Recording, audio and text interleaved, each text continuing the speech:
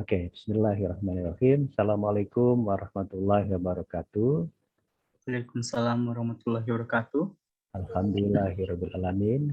Thanks God that today we can meet again in the subject of literature for the teaching of history or literature in historical teaching. So I think it is the second meeting. So for starting our course today, let's we reciting together Basmalah. Bismillahirrahmanirrahim. Well, today I would like to share with you, still introduction maybe, about the literature in one hand and teaching history in others. So how relationship between the using literature and the teaching history. Maybe just in 20 until 30 minutes, I would like to share with you. Okay, this is our subject.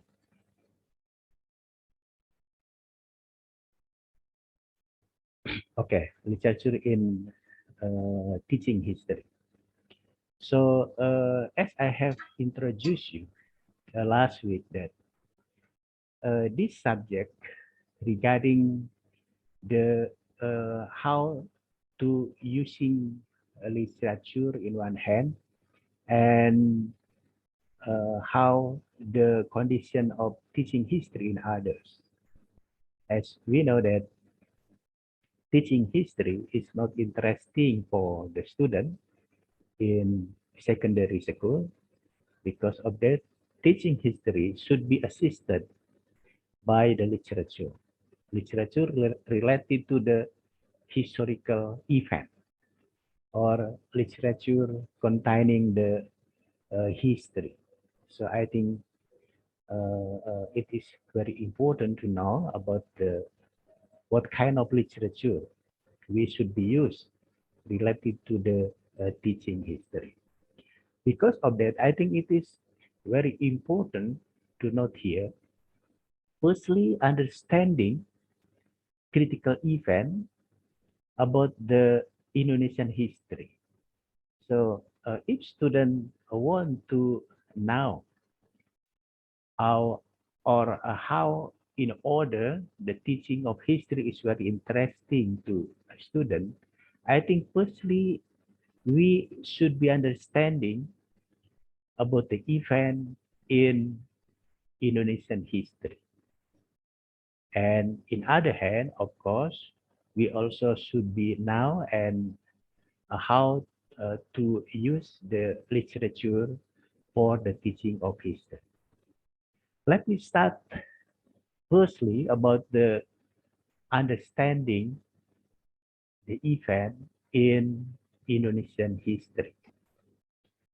As we know that if we study about the Indonesian history, of course, there are many sources, standards book related to the Indonesian history. I suggest you to read the good standards book written by Dennis Lombard. Dennis Lombard is the historian from France. This is his book, originally in French language, La Cover Jawa. In 1996, translated to the Bahasa Indonesia, become Nusa Jawa Silang Budaya. There are 3 books from Dennis Lombard. And what is important here, Dennis Lombard said that if we want to understand about the Indonesian history in early period until currently, we must what is making analog between the Indonesian history and what Dennis Lombard said is a layer of earth. So Dennis Lombard used the approach, what we call as the layer of earth. layer of earth, lapisan bumi, So by using approach with the geology or geography, in this case is layer of earth, Dennis Lombard tried to make his book starting from modern history, not from ancient history, but from modern history. Because if we see about the earth, the outer layer, lapisan luar, it is the currently situation. Because of the outer layer, it is the modern history. Because of that, in the first book, Dennis Lombard tried to elaborate about the modern history.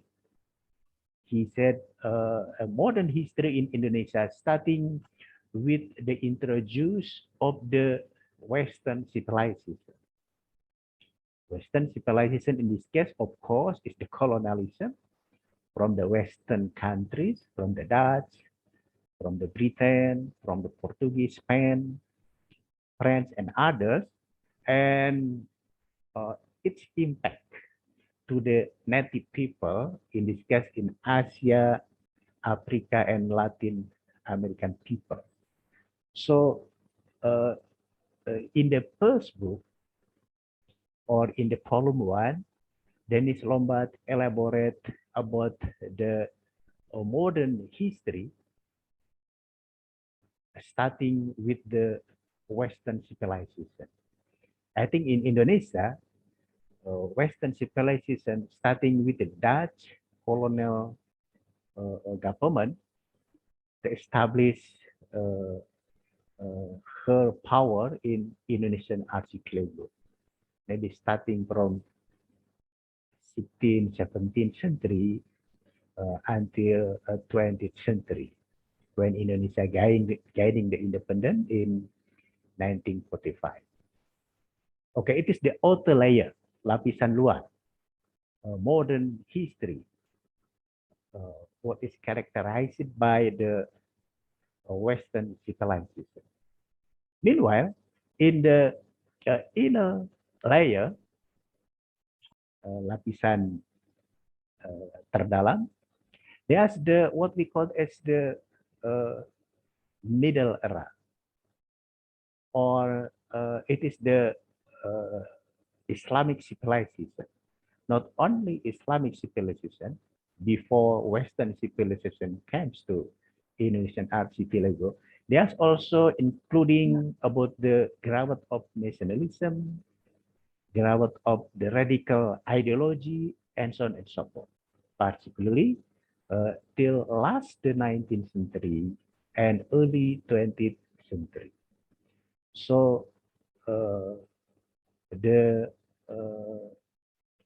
what is zaman pertengahan, or the middle or medium era, there's the history of spreading Islam, not only as the religion but also as the politic in Indonesia, particularly in responding the Western hegemony. And of course, there's also not only Islam as the reform religion, but also there's the ideology of nationalism and the radical ideology, other radical ideology. So in this case, according to Dennis Lombard, it is the inner layer in Indonesian history. And lastly, it is the core layer, lapisan inti. Core layer in this case is the ancient era, ancient period. In this case, of course, the Hindu-Buddha civilization, including also the prehistoric in Indonesia. So according to Dennis Lombard, to understand about the Indonesian history, we should identify and understanding about the three webs of civilization, tiga gelombang peradaban, affected the Indonesian history, including also Indonesian culture, from early time until now. In the first part, of course, in the core layer is the Hindu Buddha civilization, and then Islamic civilization, and lastly is the Western or modern civilization. I think this civilization impact to the Indonesian people until now. As I have mentioned before, that if we see about the name of Indonesian people, generally, mostly, the name of Indonesian people still affected or what is impacted by the Hindu Buddha civilization. Let me see about the name of our president. Okay, Soekarno, Suharto, Susilo, Joko Widodo. My name Suwirta. It is the Hindu name. It is the Hindu Buddha civilization. But all of Indonesian president, including me, Muslim.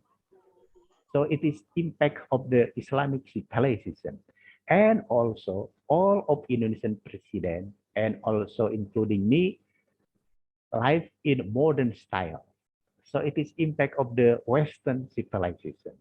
So in Indonesian people, according to Dennis Lombard, there are the three civilizations, three important civilizations in Indonesia: Hindu Buddha civilization, Islamic civilization, and Western civilization. So we should understand about this reality, about the Indonesian history, including also critical event about the Indonesian history.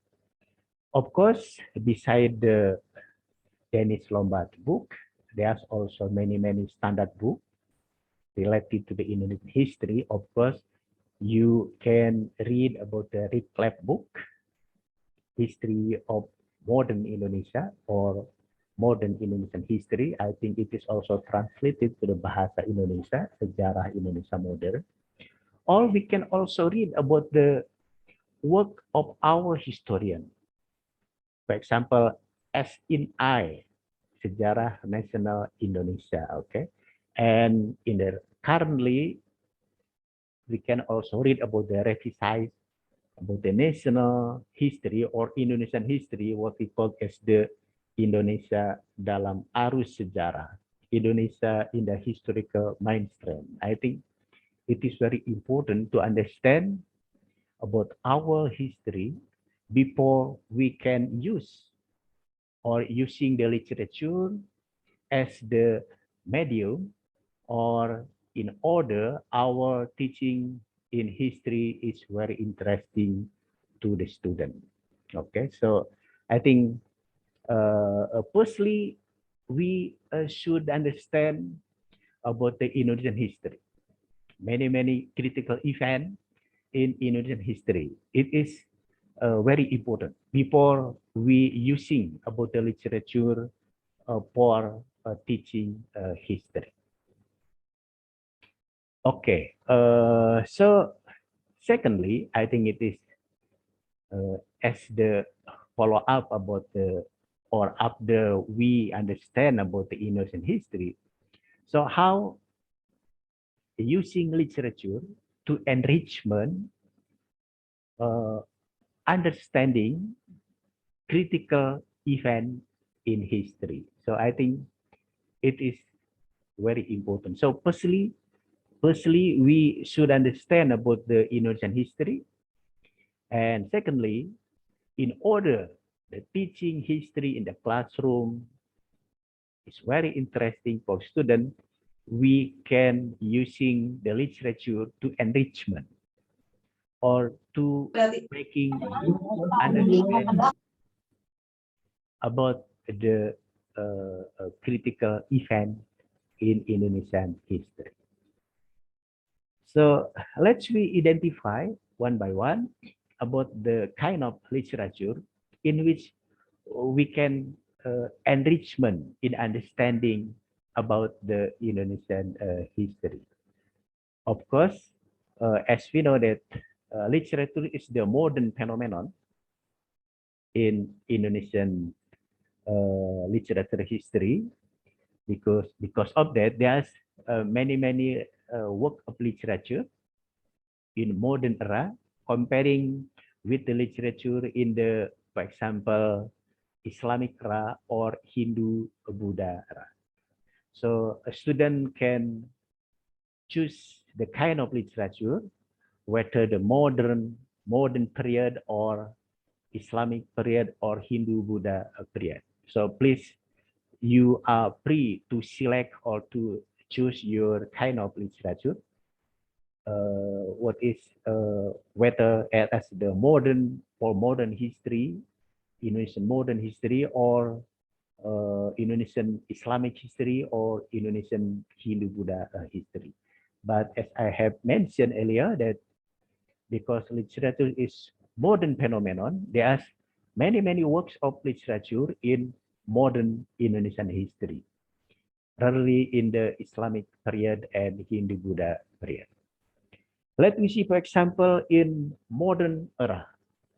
There's many literature work. For example, this is the Ronggeng Dukuh Paruk by Ahmad Tohari. I think Ronggeng Dukuh Paruk is modern literature describing about the critical event in modern political history, particularly what we call as the G30S 1965 or Gerakan 30 September 1965, in which there's the clash or conflict between three parties, PKI in one hand, Indonesian Communist Party, and then TNI-AD, Indonesian Army in others, and President Sukarno as the balancer in position in the middle position.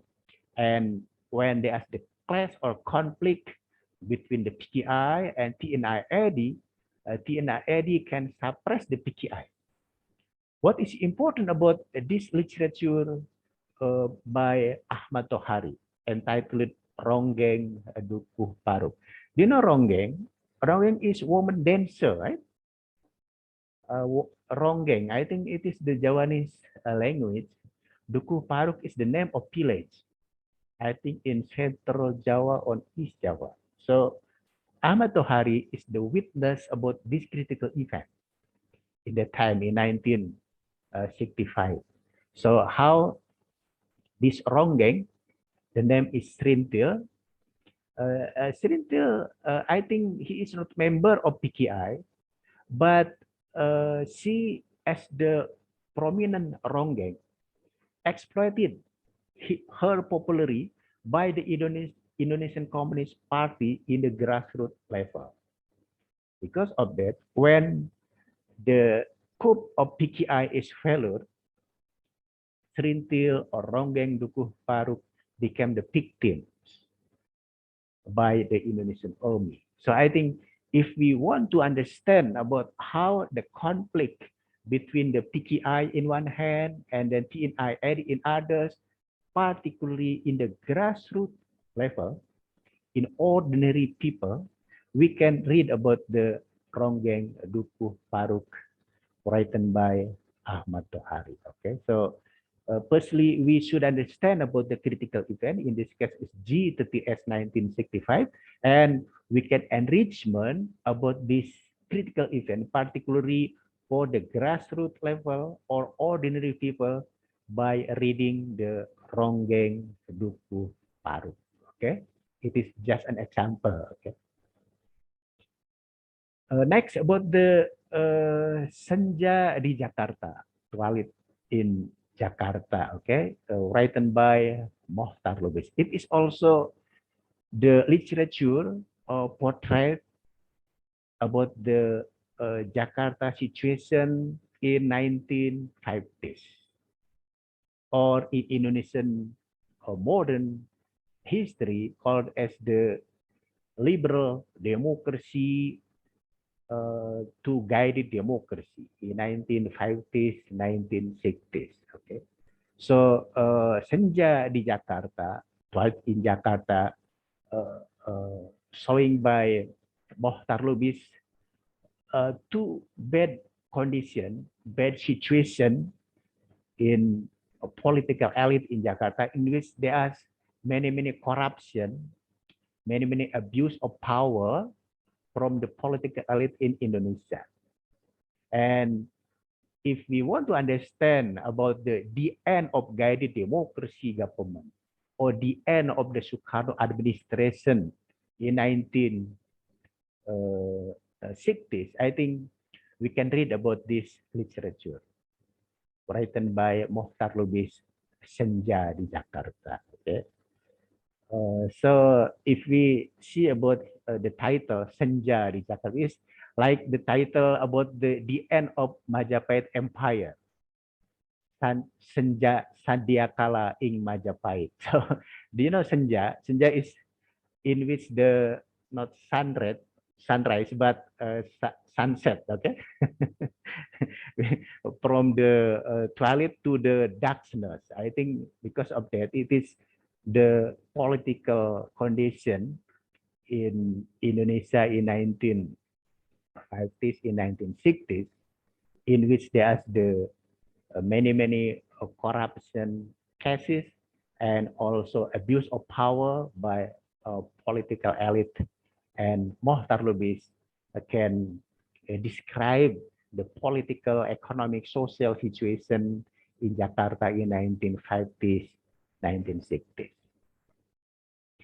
Okay, next, it is my favorite literature.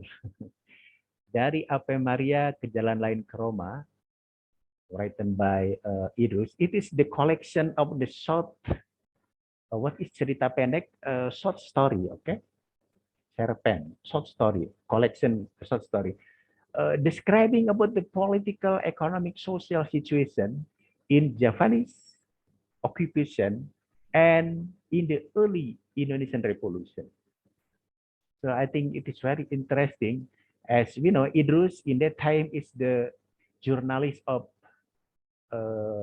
Antara News, kantor berita Antara.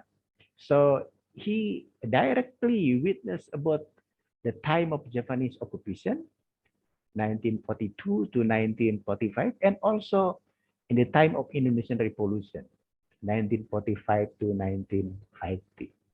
So based on his directly witness about the political, economic, social situation, Idrus can understand many critical events in the time of Japanese occupation and in the time of Indonesian Revolution. And there's many topics very interesting, analyzed by Idrus in that time. So if we want to understand about the political, social, economic situation in Japanese occupation and in the time of Indonesian Revolution, we can enrichment with the literature written by Idrus. Okay, it is the about literature in the modern time, modern era. How about literature to understand about the era in Islamic period? I think they ask rarely about this literature. I just find out, for example, about the robohnya surau kami, written by A.A. Nafis. But literature robohnya surau kami, it is the political, social situation in the last 19th century and early 20th century. Not in the time of, for example, 15th century to 17th century. So in the time of Islamic period, there is no more about the literature. Okay, so robohnya surau kami, I think it is describing about the political social situation in the last 19th century and early 20th century, and including also Ayahku, written by Hamka. So Hamka wrote his father as what is biography. As we know that the father of Hamka is Hakka, you know. Hamka is Haji Abdul Malik Karim Amrullah. His father is Hakka, Haji Abdul Karim Amrullah. So ayahku is describing about the Hamka's father, Hakka, Haji Abdul Karim Amrullah. Of course, as the biography, Hamka describing how the Hakka in the early, for example, when what is childhood, mature, and also his role, position in the, I think it is also similar in the last 19th century and also in early 20th century. So to understand about the Islamic hello, to understand about the Islamic reform in last 19th century and early 20th century, I think the literature about the robohnya surau kami and ayahku, we can use about this literature and relevant with the Islamic history in Indonesia.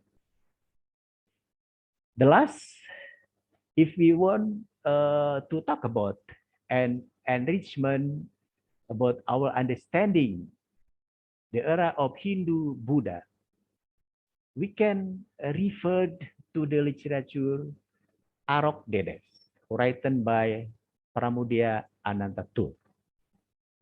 Okay, I think it is the good literature, good novel. I have read about this novel.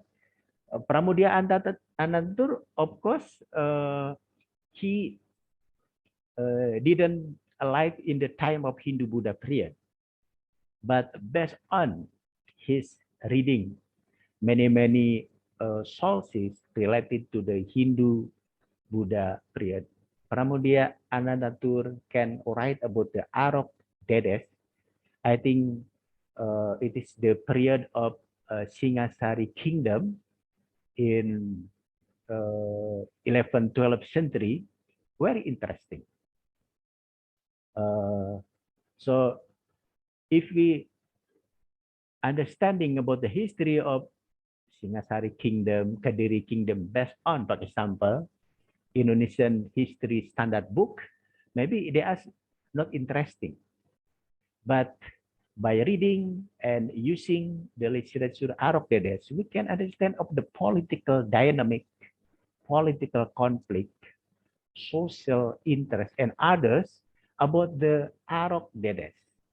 Arok is the figure from the Tumapel, and Dedes is the wife of the Tunggul Amatung.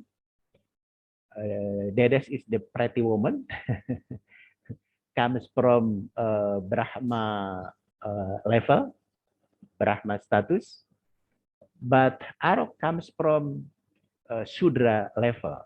So according to Pramudia Anantatur, Hindu religion in Indonesia is different with the Hindu religion in India.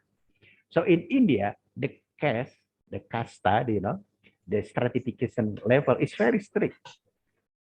But in Indonesian history context, according to Pramudia Anantatur, as the what is not strictly, very what is dynamic.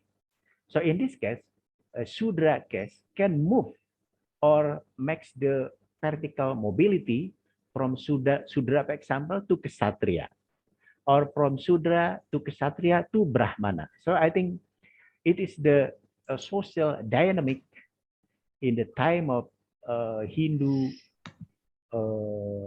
kingdom history in Indonesia, including also in the period of Hindu Buddha in Indonesia. As we know, in Indonesian history, between Hindu religion and Buddha religion as the mixed religion, it is like the no problem with these two religions. Meanwhile, in the India ourselves, it is the two religions very different.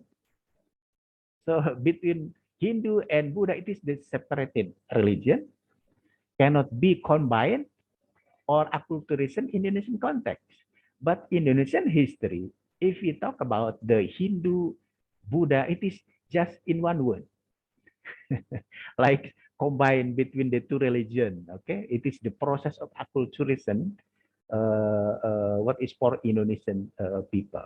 So what is important here for the Arok Dedes novel from Pramudia Ananta Tour, there's the many interesting new interpretation, including also new understanding about the political dynamic, social intrigue, and so on and so forth, related to the Singasari kingdom, Kediri kingdom, and so on and so forth. Okay, the last we can also reading the Perang Bubat, karya Sri Wintala Ahmad. I think Perang Bubat is the critical event, particularly for the Sundanese community, Sundanese society, particularly for the Pajajaran kingdom as the preferable kingdom for the West Java people in conflicting with the Majapahit Empire, particularly led by Prime Minister Gajah Mada. So if we talk about from historical perspective, I think there's no clear information or not interesting narration between conflict Sunda kingdom and Majapahit Empire. But by reading Perang Bubat, written by Sri Wintala Ahmad, we can understanding how the Perang Bubat happened, and also why Perang Bubat or Bubat battle, Bubat war became the collective memory, sadness memory for the Indonesian, for the Sundanese people until now. So I think there are many information, many interpretation related to the Perang Bubat. If we want to understand the relationship between the Sunda kingdom in one hand and Majapahit Empire in others. I think it is just an example how we can use the literature for understanding or enrichment and new interpretation about the critical event in Indonesian history.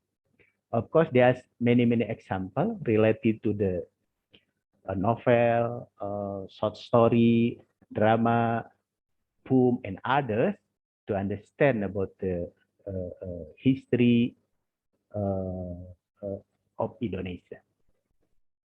Okay, I think I have lecture you in 33 minutes.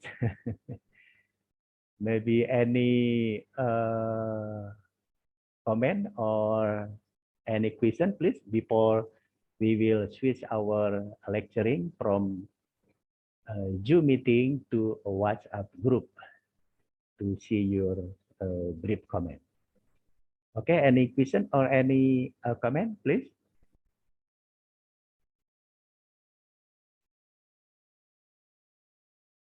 Nothing. So please answer. I think in the next week, the KM, the PG class or the what is the head of class, you should be collect about the what is the title, okay? The title about the what is how we can use the literature to what is teaching history. I think just title in order you can presentation your title in the PPT or in the PowerPoint. Okay, so please you thinking and then selecting your title about what is using literature for teaching history. In order teaching history is very interesting to students. Okay, maybe next week, please the title collect, and I would like to what is schedule. Maybe each student should be present the PowerPoint, and maybe me and Fauji and Esa will make the comment, suggestion, criticize your presentation, and so on. Okay, any comment or any question, my student? Okay, you are fully understanding. Okay, thank you for your attention, and we will switch our lecturing from Zoom meeting to WhatsApp group. I would like to see your brief comment related to how the relationship between the historical event in Indonesian history in one hand, and using the literature, whether the novel, the short story, the drama, the poem, and so on and so forth. In order, teaching history is very interesting for the student in secondary school. Not only in secondary school, maybe in tertiary education, in university, in higher educational institution. Okay, thank you very much. Let's we ending our lecture today by reciting together Hamdalah. Alhamdulillahirabbil alamin. Thank you very much. We will meet again in the next week. See you later. Bye-bye. Assalamualaikum warahmatullahi wabarakatuh. Waalaikumsalam warahmatullahi wabarakatuh. Okay, we can live from this Zoom meeting.